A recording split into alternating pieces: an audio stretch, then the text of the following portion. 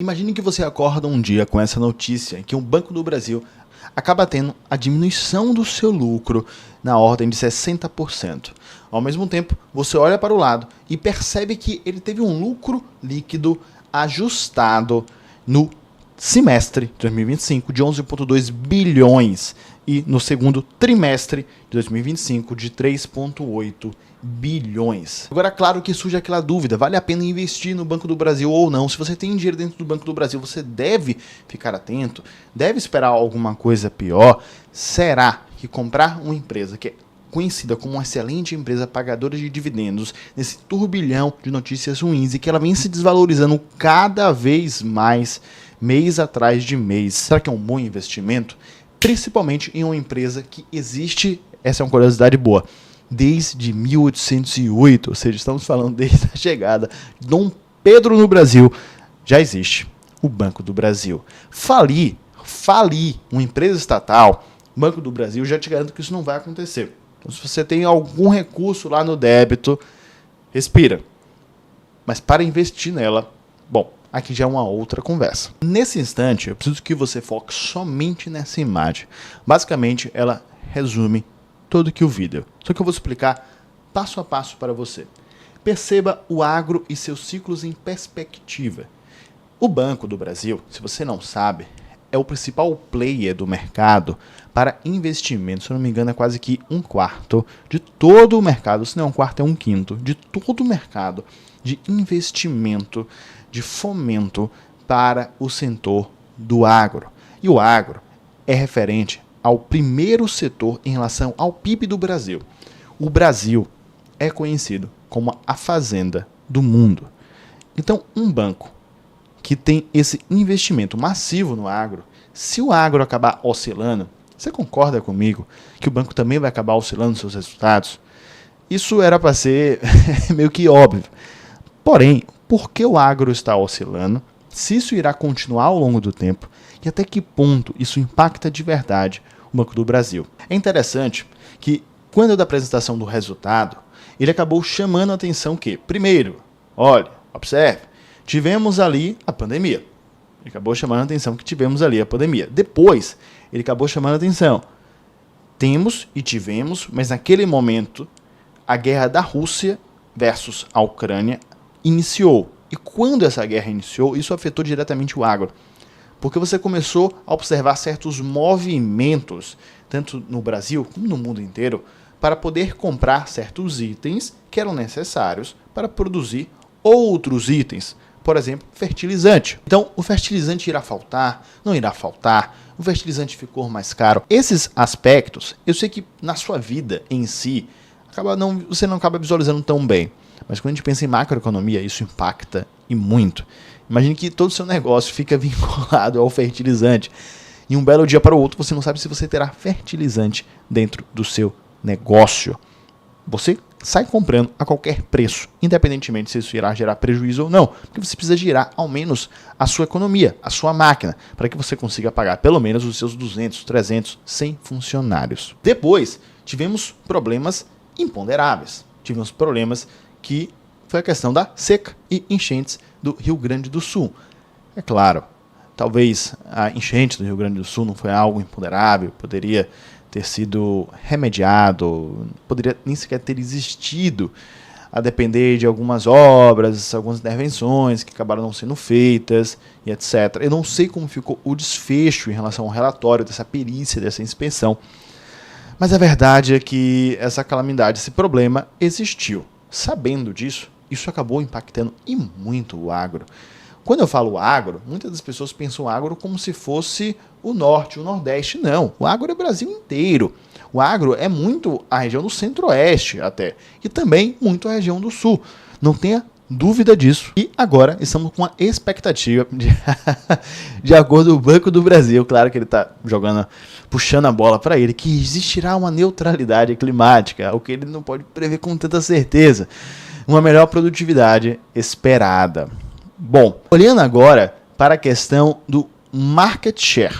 O market share do agro em relação ao Banco do Brasil está até exposto ali. Eu acabei comentando que era na ordem de um quarto, um quinto, mas, de acordo com o Banco do Brasil, em relação à carteira de crédito, eles acabam abraçando 50%, 49,4% a 50% do mercado.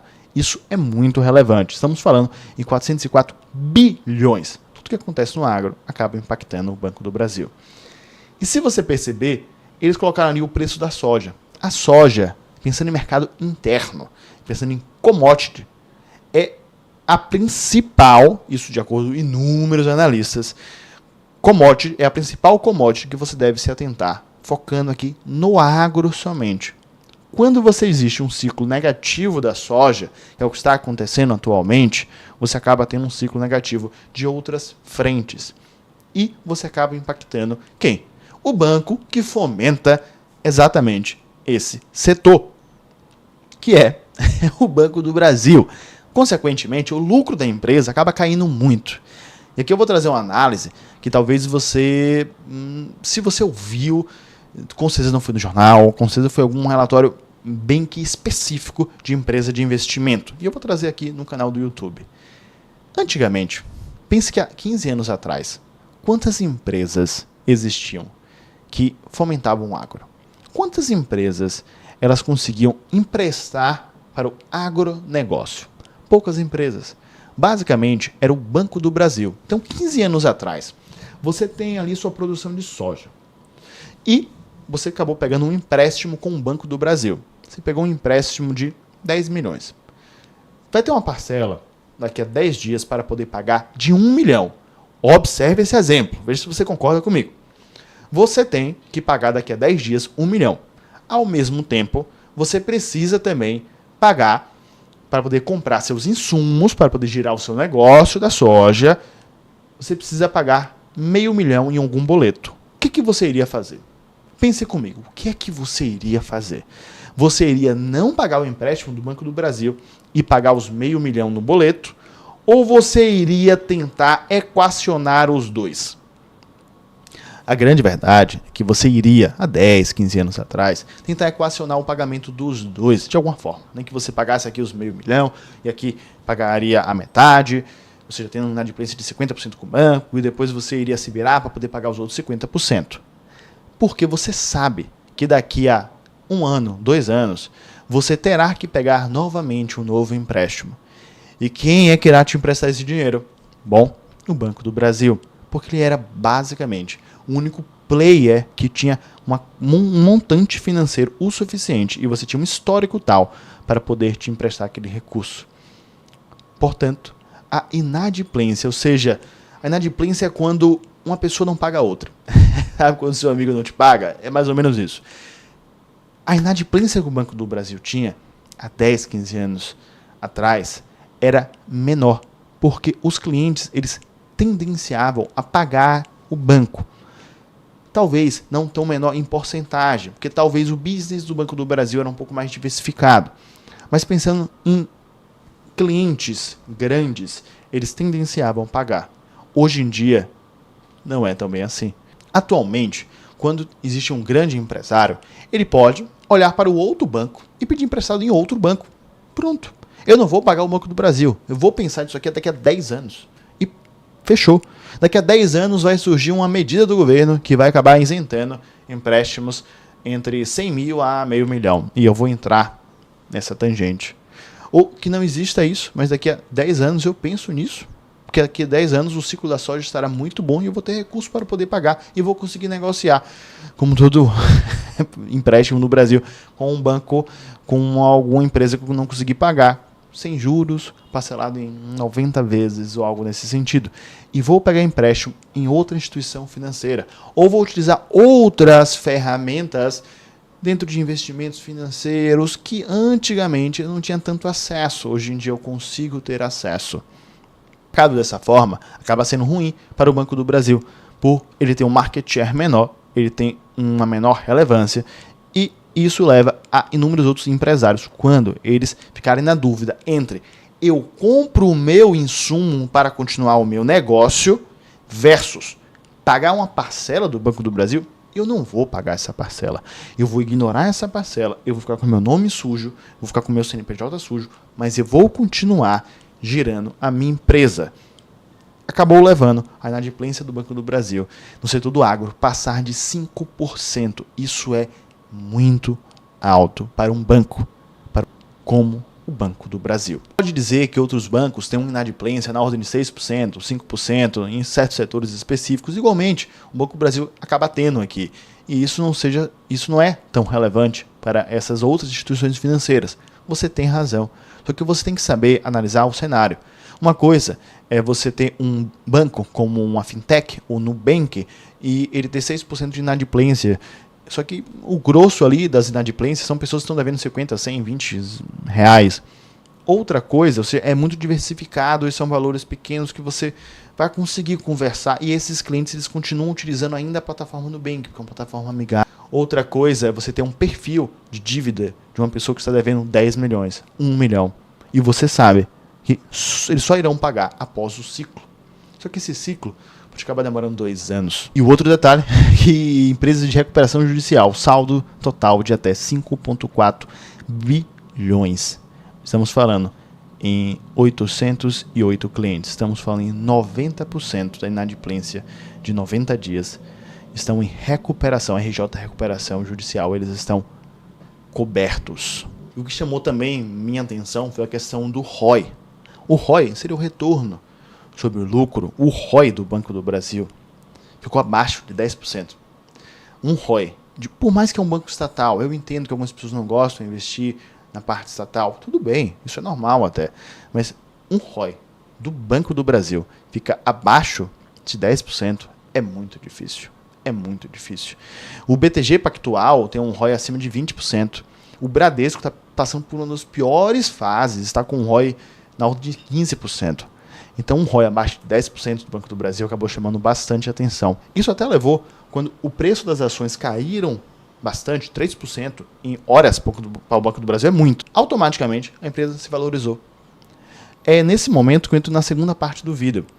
Por mais que o Banco do Brasil esteja apresentando resultados negativos, você tem que entender que quando você investe numa empresa que é o Banco do Brasil, você está exposto a esses ciclos. Você está exposto ao ciclo do agro.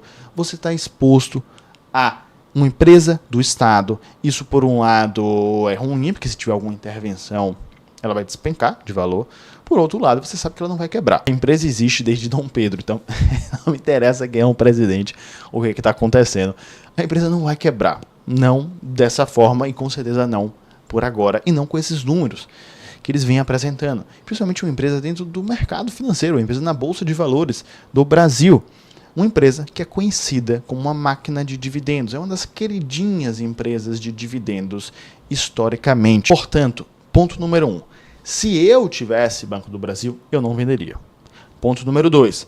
Se eu tivesse Banco do Brasil e toda vez que o preço sobre o lucro dessa empresa passasse ali de 0,6, provavelmente eu compraria. Se eu tivesse essa empresa, se a minha ideia seria ter investimentos vinculados à instituição financeira e ao setor do governo. Eu colocaria isso como métrica a depender se o cenário tivesse basicamente como estamos agora. De verdade é que todo investimento financeiro ele entra ou não entra na sua carteira mediante uma análise da sua carteira, mediante uma análise de alguns parâmetros que você tem e mediante também o seu perfil de investidor. O meu perfil de investidor acaba acumulando esse patrimônio ao longo do tempo, em alguns momentos focando em dividendos e outras empresas focando um pouco mais em growth, depende caso a caso. Um banco, normalmente eu acabo buscando, por ser perene, normalmente eu acabo buscando investimento, porque já é um bancão, consequentemente ele não vai crescer tanto, eu não penso tanto em growth, eu penso mais na questão dos dividendos. O Banco do Brasil, por acaso, é uma empresa que muito provavelmente existem investidores que acabam comprando também pensando no growth, pela desvalorização que ele vem apresentando devido a um ciclo de baixa do mercado. Quando, daqui a 2 anos, 3 anos, passarmos por esse ciclo de baixa, o agro, soja, etc., será que o Banco do Brasil não vai dar aquela mesma guinada que ele acabou dando quando o ciclo foi favorável, com 16 consecutivos resultados apresentados pela empresa positivos? Valorização em cima de valorização. É preciso que você se atente a esse detalhe. Pois bem, eu vou deixar aqui do lado, que é um vídeo também no canal BB Seguridade. Eu avaliei o case da BB Seguridade, demonstrando que faz parte. O Banco do Brasil, ele é dono de 49%, se não me engano, do BB Seguridade, ou 51%, algo nesse sentido. Você entendendo o case de BB Seguridade, isso acaba também te deixando um pouco mais tranquilo para você poder pensar em investir nessa empresa ou não. Até porque ela caiu bastante de preço nesse último tempo. Meu nome é Osmar Tanajuri, se você já sabe, e eu te vejo daqui a pouco.